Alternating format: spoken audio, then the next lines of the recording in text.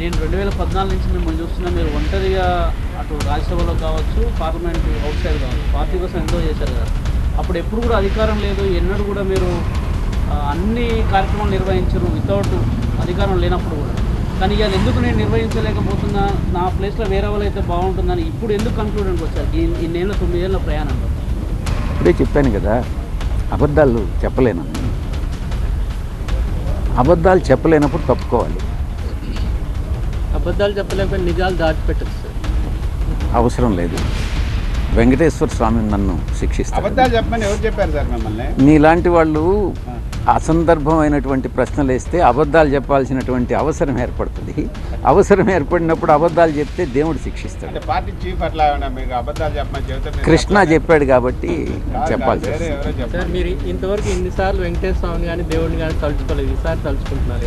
ఎప్పుడు. మీరు Adobe premier ప్రోలో video editing నేర్చుకుందాం అనుకుంటున్నారా? అయితే ఫ్రీడమ్ యాప్లో ఉన్నటువంటి ఈ ప్రాక్టికల్ కోర్స్ని చూడడానికి ఇప్పుడే ఫ్రీడమ్ యాప్ని డౌన్లోడ్ చేసుకోండి. కూడా నేను దేవుణ్ణి తలుచుకుంటాను. లాస్ట్ ఈడీలో చెప్పండి, నేను ఒక్కటే చెప్పా, కేవీ రావుని తిరుమలకి రమ్మని చెప్పండి. వెంకటేశ్వర స్వామి ముందు నేను నిలబడతా, కేవీ రావుని నిలబెడమని. ఆయన నా మీద చేసినటువంటి ఆరోపణలు కరెక్ట్ అని ఆ దేవుడి ముందు చెప్పమని చెప్పండి. నేను కూడా ప్రమాణం చేసి చెప్తాను దేవుడు నేను చేయలేదనని. ఎవరైతే తప్పు చేశారో వాళ్ళని ఆ దేవుడు శిక్షిస్తాడని నేను చెప్పాను. గతంలో చాలాసార్లు కూడా ఇటువంటి సందర్భాలు ప్రెస్ కాన్ఫరెన్స్లో చెప్పాను. అందుకే మీకు సగం తెలిసి సగం తెలియని ప్రశ్నలు అడగొద్దు. మీరు ఏదైనా అడిగే ముందు అన్ని విషయాలు కూలంకషంగా తెలుసుకున్న తర్వాత మీరు ప్రశ్న అడగండి. తెలుసుకుందామని అడుగుతారు. మా డాటర్ నా కూతుర్ని ఒక వ్యాపారంలో ఉండేటటువంటి ఇండస్ట్రీలో ఉన్నటువంటి ఒక కుటుంబంలో ఇచ్చాను. ఆమెకి మ్యారేజ్ అయిన తర్వాత ఏ విషయంలో వాళ్ళ విషయాల్లో దేంట్లో కూడా నేను జోక్యం చేసుకోలేదు.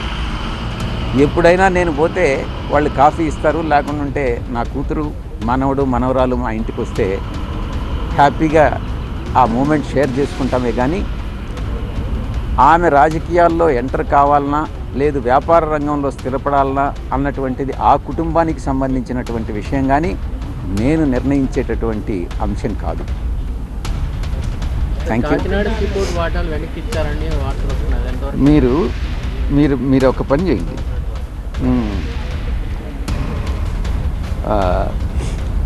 చేయండి, కాకినాడ సీపోర్ట్స్ గురించి కేవీ రావుని అడగండి,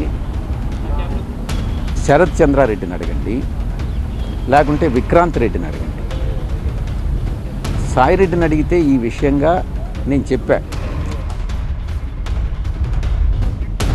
ఆల్రైట్, తన సుదీర్ఘ ప్రెస్ మీట్ని కంటిన్యూ చేస్తున్నారు విజయసాయిరెడ్డి. లైవ్లో ఢిల్లీ నుంచి చూస్తున్నాము. తిరిగి ఒకసారి మళ్ళీ మా ప్రతినిధి మహాత్మాని కాంటాక్ట్ చేద్దాం. Mahatma, you're saying something, continue.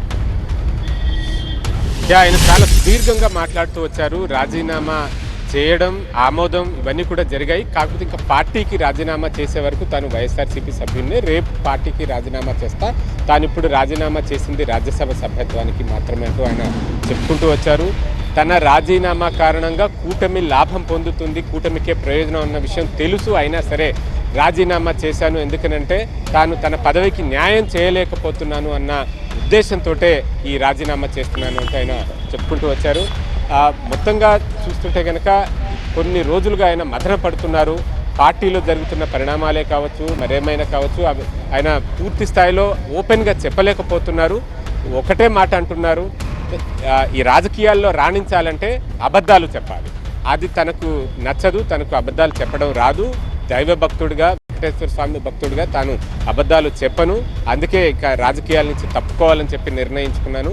తనకు హార్టికల్చర్ అంటే ఇష్టం, ఇక మీదట ఆ హార్టికల్చర్ మీదనే దృష్టి పెడతానని, వివిధ దేశాలకు పర్యటించాను ఈ హార్టికల్చర్కి సంబంధించిన మరిన్ని నైపుణ్యాలు తెలుసుకోవడం కోసం అంటూ కూడా ఆయన చెప్పుకుంటూ వచ్చారు. భవిష్యత్తులో ఎవరైనా ఏదైనా పదవి ఆఫర్ చేస్తే ఏంటి అంటే తానైతే ఇప్పుడు హార్టికల్చర్ మీదనే దృష్టి అని చెప్పుకుంటూ వచ్చారు. రాజీనామా విషయంలో ఎవరి ఒత్తిడి లేదు, ఎవరి ప్రమేయము లేదు, తన మీద అంటే ఈ కేసులు ఇలాంటివి అంటే కేసుల్ని తాను ఎప్పుడు కూడా ధైర్యంగా ఎదుర్కొంటున్నాను, తాను దేనికి భయపడే వ్యక్తిని కాదు అంటూ కూడా ఆయన చెప్పుకుంటూ వచ్చారు.